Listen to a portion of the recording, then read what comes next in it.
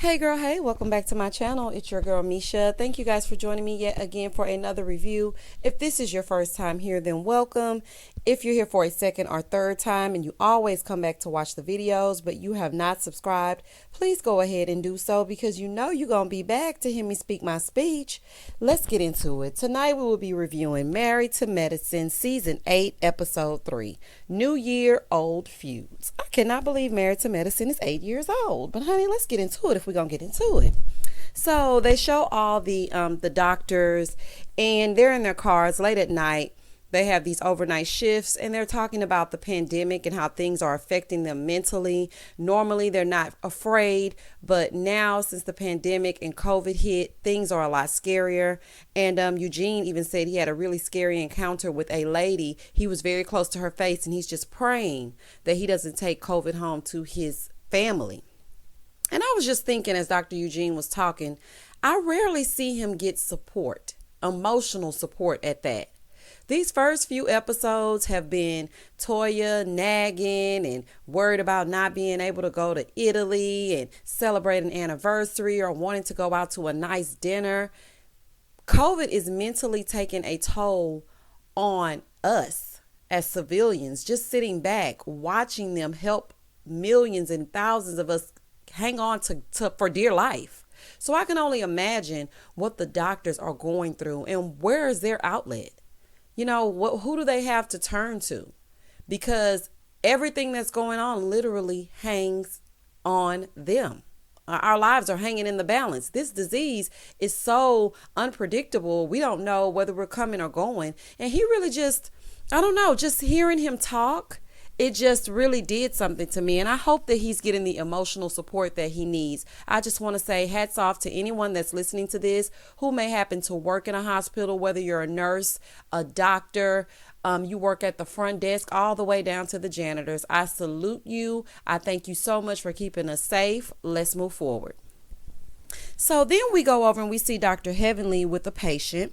So, she went viral because a police officer punched her in the mouth. So the young lady's name is Miracle. She's 18. She says she was at a black indigenous rally and she was filming this guy because he was being arrested. And just in case he couldn't get legal help, she was there filming it. And so as she was filming, one of the police came across her and hit her across the face and knocked her teeth out.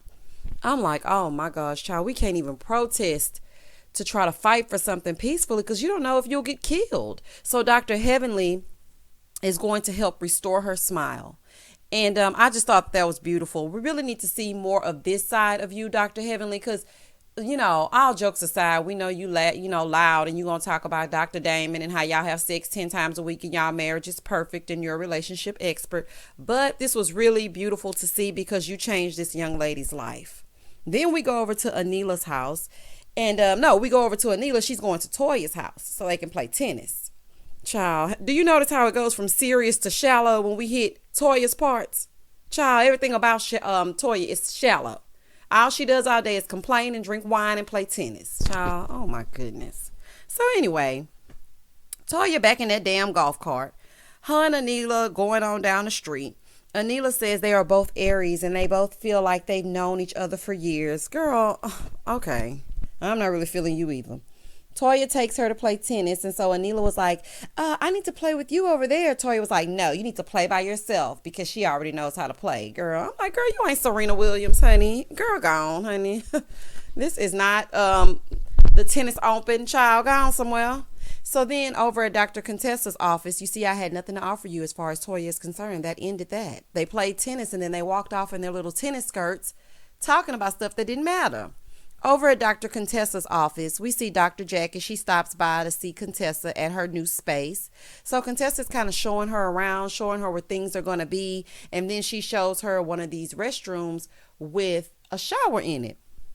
So Dr. Jackie said, I'm not sure. Maybe she'll be spending overnights there. And, she was explaining to her that sometimes when she comes from like running or doing some type of exercise, she can just come right into the office and take a shower and then go out to her patients. I thought it was kind of weird, but I mean, I guess whatever floats your boat. It's kind of yucky though. Then they go outside to have a toast and to talk. And so Dr. Jackie was talking to Contessa, and she was asking her about, how she opened her practice. And so Contessa was just saying that Dr. Heavenly, Simone, and Dr. Jackie have inspired her. And so all the things that they did wrong, she wants to know so that, her and Scott don't make the same mistakes. So then Dr. Jackie asked her, she said, well, are you guys good? And she was like, are y'all still going to therapy? And she was like, no, we're no longer going to counseling. And so Dr. Jackie was like, well, y'all working in the same practice. She was like, one of y'all needs to be going to counseling. Somebody needs to be going to counseling. So Dr. Contessa said, well, nobody's going, but I'm going to start going back. And so then Dr. Jackie was basically trying to tell her, that's the most important thing, especially if you're going to be working together, living together, and that Contessa needs to actively listen, okay, to what Dr. Scott is saying. But I don't know. I just feel like Dr. Scott is kind of closed off. It's like even when Contessa is trying, he's still kind of, I don't know. It's like he's just shut off. I don't see a connection between the two at all. I don't know if Contessa is paying attention or not, but yeah, it ain't seeming right, honey. So then Dr. Jackie starts talking about all the negative things that can happen. And Contessa was like, let's just talk about the positive. I'm like, I know that's right. She was like, let's just talk about the high moments. I'm like that too. I don't like a person to speak a lot of negativity over me. Jackie, you need to be worried about Curtis and where he's at when you asking him to make that chicken in that air fryer. Don't come over here trying to give no advice, honey, when your stuff is not all the way stable, child. Let's go head on. So then we see Anila at her house. Her mom and her dad are there and her sister, because they're going to be celebrating Rhaki. I hope I'm pronouncing it correctly. So she tells us that her parents are from India and they were born in 1972. And her dad had an arranged marriage to her mom. And, he brought her over to America and then they got married. So her husband gets home, but he's not de-COVID yet. He still comes in. He's looking around trying to figure out why all this stuff is in his breezeway when he walks in the door. And then he comes in, he stands at the door, and her mom comes up to him and she's like, you do the surgery for everything, right? Like the face and everything. This is where I started to like the husband a little bit. Now, I'm not too keen on Anila, but I like the husband because he's a little shady.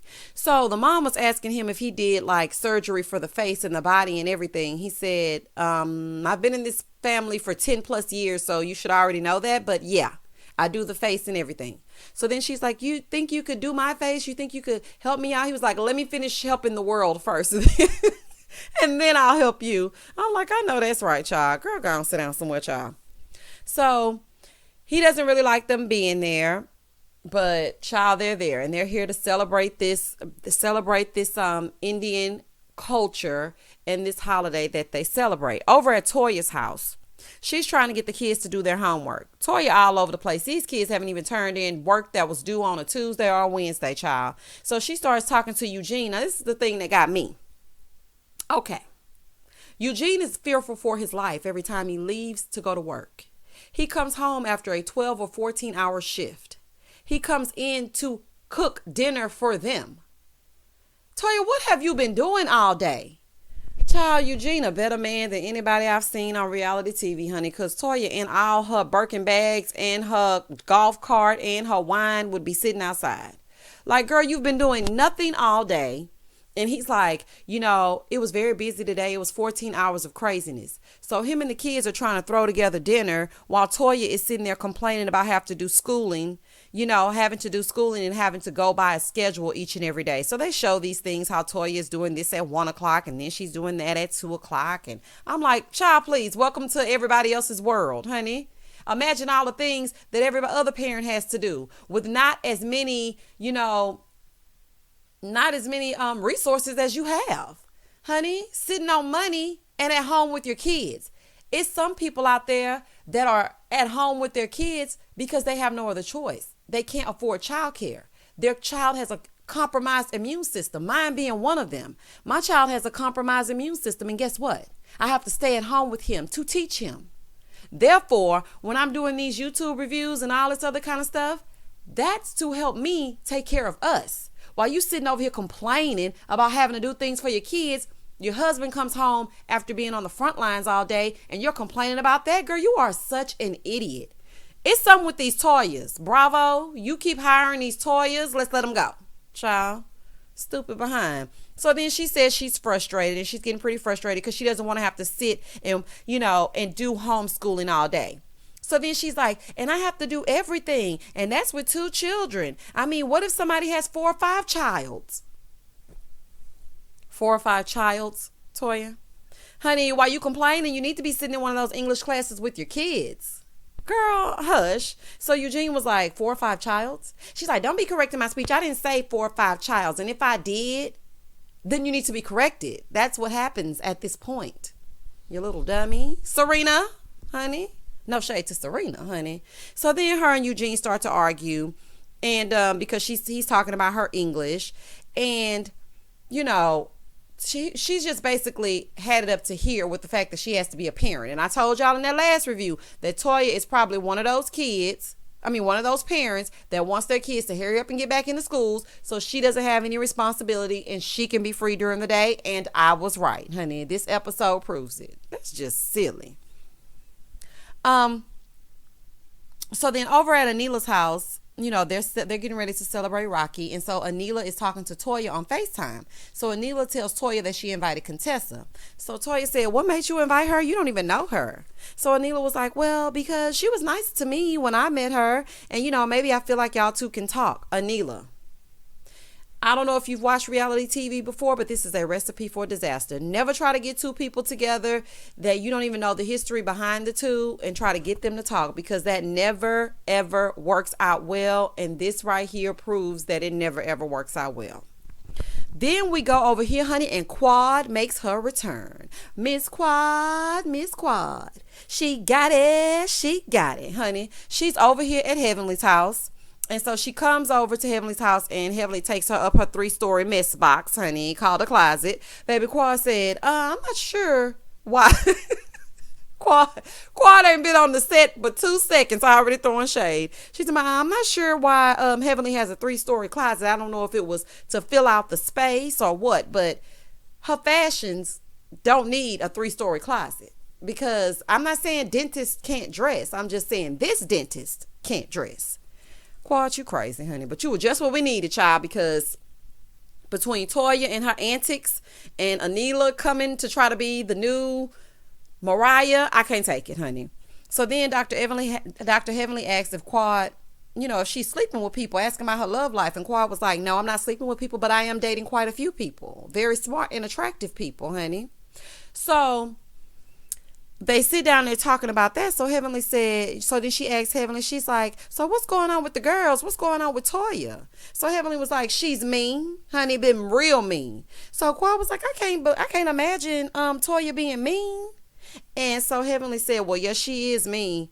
Quad said, well, we're really cool. Heavenly said, press play.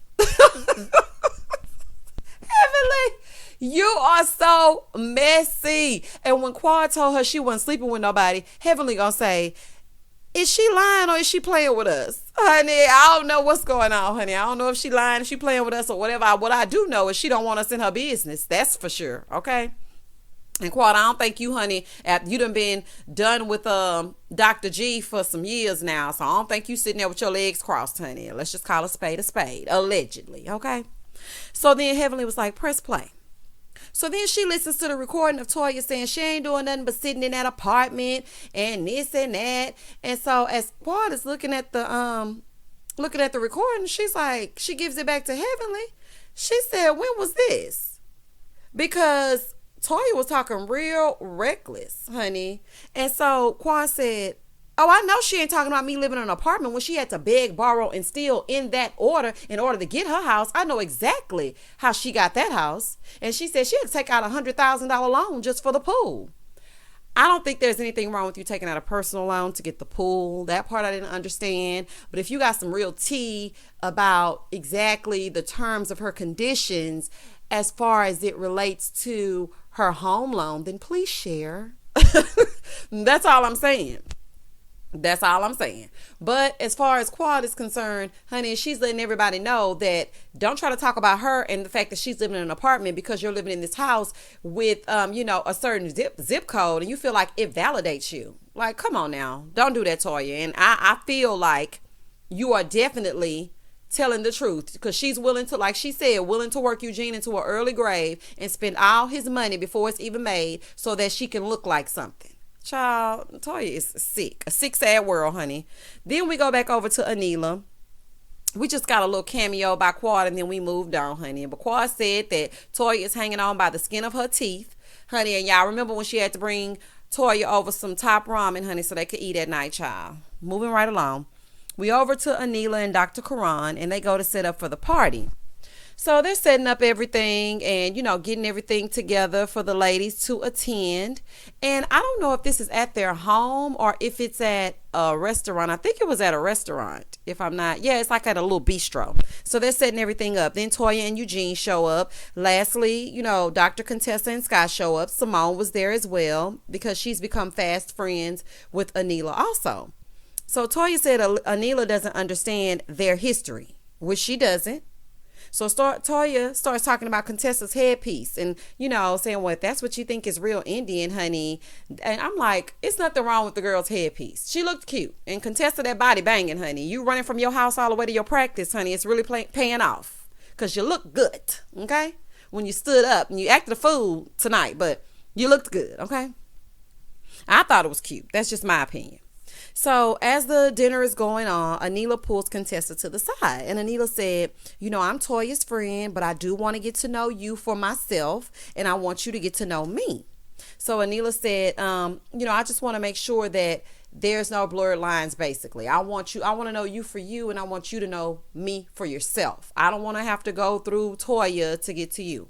So then Contessa starts saying that at the holiday party that she wanted her to take her shoes off, and she doesn't understand why this is still going on over something so petty as taking her shoes off. Over on the other side, Toya is telling Simone that, about the whole situation as well. So Simone said she doesn't think that Toya is per se mad with Contessa, but she just feels like Contessa doesn't respect her. Well, maybe that's because of how you act. I wouldn't respect you either the way you act. Like, you act like something is wrong with you. It's always a problem. It's always an issue. And the way that you behave tonight is embarrassing, as always. Like, I know, I saw a lot of people saying, well, what is wrong with Toya? Why is she acting like this? She wants to get out of that house. Toya is used to being in the city of Atlanta, going around doing things, not at home very often. And now COVID has turned her world upside down. And she's one of those people that does not know how to handle it. Honey, y'all better call Dr. G back on here and get him to doing some mental health checks. Because, child, this is just ridiculous. Toya acting crazy every single episode. This is ridiculous now. So, Anila is talking to Contessa. Anila is talking to Contessa, and Toya is talking to Simone. So, then Anila starts sharing with us that in school, the kids would make fun of her because they didn't know what to think of her because she was Indian. And she was like, I didn't really know who I was or where I fit in because, there was no one else like us at the school. So then they start to do the traditional Rhaki ceremony. As they're eating, Anila says, y'all need to talk to each other. Anila, now, honey, now's not the time for a conversation. Girl, what is happening? So, she tells them that they need to have a conversation, but I already know this is not going to go well because this is Toya and Contessa, and they have had a volatile relationship from the start. She's like, y'all just need to talk about it. So Toya's sitting there looking crazy. Anila's looking crazy. So then Anila tells Contessa, Toya's a great person, okay? And Contessa was like, what are you doing right now, lady? Honey, you're trying to make peace with somebody who enjoys war with me. And so then Simone says, I wouldn't say she enjoys war with you. Simone, be quiet, honey. So then Toya starts saying it's like a roller coaster. It's 3 years, just going up and down. And she was like, that's how I feel about you too. That's what Contessa said. And she said, I don't want to keep doing drama with you. This feels old. Like, I'm in the world of COVID. And then here come Toya. Everybody loves to go to the COVID thing and be like, oh, in the world of COVID. Toya, why are you speaking this way? People are dying. And yes, everybody's going to the world of COVID because this should make your bonehead behind think of something totally different. Then she starts saying, my husband is an ER doctor. He lives COVID. We're living it. You're not living anything but in a bubble. Dr. Eugene is living in COVID. And did you forget that Contessa and Dr. Scott are both doctors? Girl, what are you saying? So then Toya starts cussing. And she was like, she said something to the effect of, this mother effing whatever, whatever. And so then Contessa was like, well, I can cuss and get loud too. And she was like, look, lady, I really want to get to know you. If you want to get to know me, then you can call me. So Contessa gets up and she's like, listen to me. You will know soon enough who Toya is. And so she's trying to walk away. So Dr. Scott's still sitting down. He eating his food, honey. And he's like, let me let Contessa speak her speech, child. So Dr. Scott's still sitting down. And I'm thinking, y'all are being so disrespectful. First of all, there's kids here. Okay, Toya, using your profane language in the front of these kids. And then this girl's family is here. Like, I just don't understand how you thought that made sense. Like, you're just yelling and cussing and fussing in front of these people's kids. Like, this and their family, girl, this is crazy. So then Anila's like, okay, just listen, please, just listen. So Contessa steady trying to get up. She gets up. She's like, I'm sorry, ma'am. If you want to get to know me, you're going to have to call me, but I'm gone. I'm leaving. And you will know who Toya is soon enough. She gets up and throws her napkin on top of Anila. Anila didn't do nothing to you, Contessa. Not on that part, you were wrong, honey, because you don't come to someone's traditional ceremony and then start getting loud and ignorant and then drop this napkin on top of them. Then Anila's mom gets up and grabs Contessa's arm. Lady, you don't put your hand on people you don't know. Because, Contessa could have pulled out one of those military moves and it would have been a whole other problem. So she's holding on to to Contessa's waist, holding on to her arm. And Contessa's like, ma'am, please, ma'am. And at the same time, Toya's over here grinning, still drinking her mimosa. Not drinking her mimosa, still drinking her mojito. And I'm like, oh my gosh, this is so embarrassing. So she's like, you about to jerk away from somebody's mom? Girl, that lady shouldn't have been touching Contessa. And they're sitting there having a full-on argument. This lady is holding on to her with her arm wrapped around her waist. Like, oh my gosh. So then Anila's like, I tried to get these two girls together, but I guess that was a stupid mistake. I made a mistake about this relationship. Duh. And then so Contessa and Dr. Scott walk away. And so she's talking. She's like, this is a petty issue with Toya. She's mad because I don't want to take my shoes off. All this is just dumb. The bottom line is Toya has not been feeling Contessa ever since she made a comment about her and her tax debt and her trying to have a party because she was debt free. They haven't liked each other since that season. Whatever season that was, y'all can comment down below. Then Anila's back at the table. I'm baffled right now. I'm just baffled. And then Toya's like, well, that's how she is. Everybody's looking at them like crazy. Looking at you black people act a fool. Oh my goodness. Eugene, are you embarrassed yet? Honey, are you embarrassed yet? So then Eugene was like, don't try to get them together. Everybody ain't gonna like each other. They don't like each other.